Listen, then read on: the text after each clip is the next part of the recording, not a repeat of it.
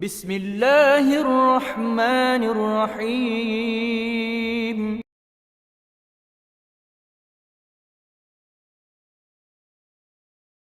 p.m. So inshallah, I just have a few reminders and some information that I hope that many people can benefit. One of the thing that I was asked to speak to you about is how to practice self-care when you're caring for so many other people. And in this trying time that we're in during the pandemic, many of us are caring for others in ways that we have never had to care before, in terms of the time that we spend caring for others, right? Before our children went off to school or went off to activities, but now some of us find ourselves being 24-hour parents, right? So the time that we spend having to care for even our children have been extended. The ways in which we care for people have changed because, you know, prior to the pandemic, we may not have been so concerned about a sister with health issues or parent or grandparent and not have checked up on them as often. So we have to intensify how we care for others, and how we care for others may have changed a bit.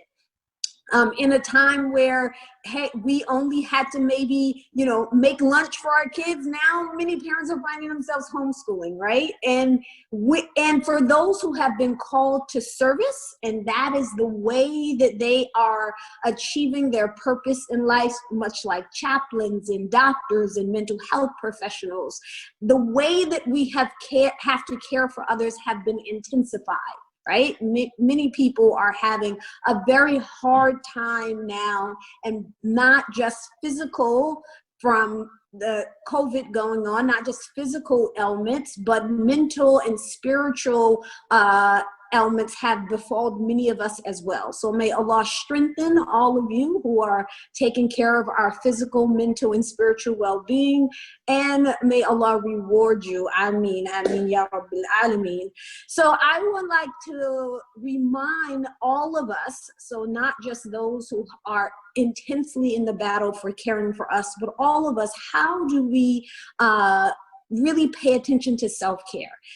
And it's super important that we do this, because the saying that we often hear is, you can't give from an empty cup. This is very, very true, which means we can't give others what we don't have to give. And in order for us to be able to give care, we have to be whole ourselves. But I want to take that saying a little bit further. Not only can you not give from an empty cup, but you also cannot give from a full cup. Because if you're just filling your cup just right to the brim, to the capacity in which it can hold, then you are constantly giving and you're depleting yourself, right? So if you have a cup that is full and then you're constantly pouring from it, it's eventually going to deplete all the way to its end. What we have to do is we have to give from our overflow. We have to prepare ourselves and fortify ourselves so that we are overflowing with care, with self-care, so that we can give the overflow to others. And once we are at that point where we are constantly in a state of overflow, then we can give even more to our families, give even more to our loved ones, give even more to the people which have been placed under our care, whether it be our personal care or whether it be our professional care, right? And how do we do that? We do that first by making sure that we do the simple things, right? I won't go into repeating what both of the speakers before me said, making sure that we are eating properly, we are eating healthful meals, making sure that we are moving. And when we talk about eating healthful meals, I'm just gonna mention two things that you wanna make sure that you are making intentions on including in your diet. So one of the main things that we are experiencing a lot of is stress. And there are foods that actually helps our body deal with stress more in a better way. One of those nutrients is omega-3s. So omega-3s have been shown to be beneficial with people who actually have depression, people who feel periodic bouts of sadness, right? people who are in a very stressful state. And you can include nuts and seeds and oily fish into your diet, things like salmon, mackerel, and sardines. All of those things, all those foods are rich in omega-3s. When it comes to movement, just get out and move, right? If you don't have an hour, take 20 minutes, take 30 minutes. We know that movement, meaning when you are doing intentional movement, not just, hey, I gotta, fold up some clothes and I'm going downstairs to the basement, but doing intentional, consistent movement has been shown to be just as effective for mild depression as taking Prozac. Like, people are actually prescribed Prozac. It has been shown that exercise can be just as effective for mild depression. And I want to re-emphasize that it is not a substitution for you seeking mental health care. If that is what you need, you can certainly do both of those things. The third thing that I want to really kind of hone in on, so inshallah I'm going to take hopefully about 3 to 4 more minutes on this, is to really encourage you to practice mindfulness.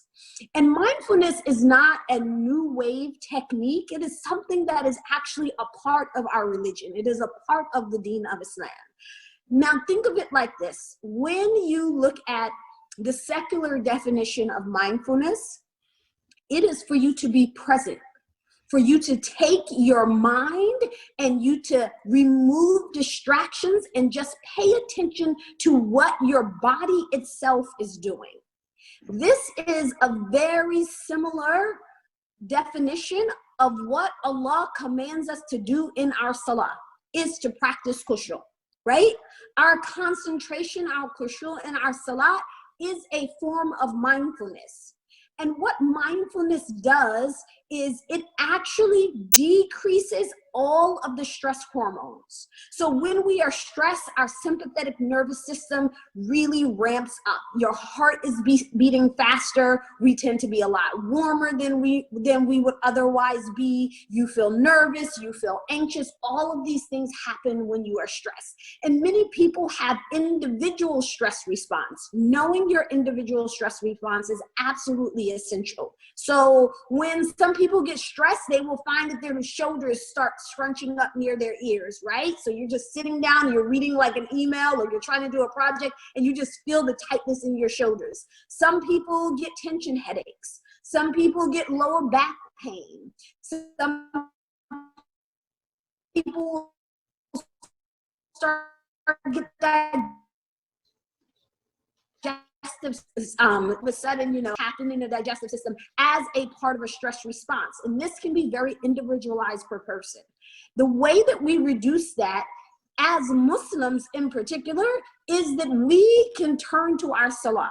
And I'm not just saying pray because you have to pray, and not just because Allah answers the dua of the believer, not just because of that, but if you think of not just the spiritual benefit of salah, but the physical benefit of salah, it is the answer to much of the stress that we experience so that we don't get to the point where our cup is empty. So in the salah, just think about these two things. We are commanded to make salah with khushu'. So you are told by Allah to practice mindfulness 5 times a day.